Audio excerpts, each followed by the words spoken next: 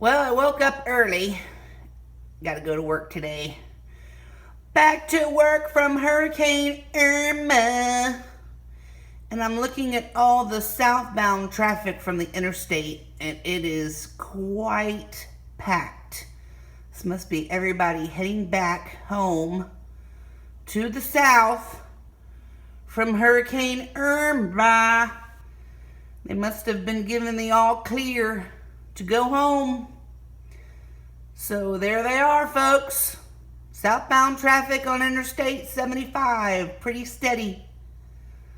Everybody going home to check their house for damage. I hope you fared the way I did. In Wesley Chapel, no damage, no loss of electricity, no loss of cable. Oh yeah, we survived Hurricane Irma here in Wesley Chapel. Even the horses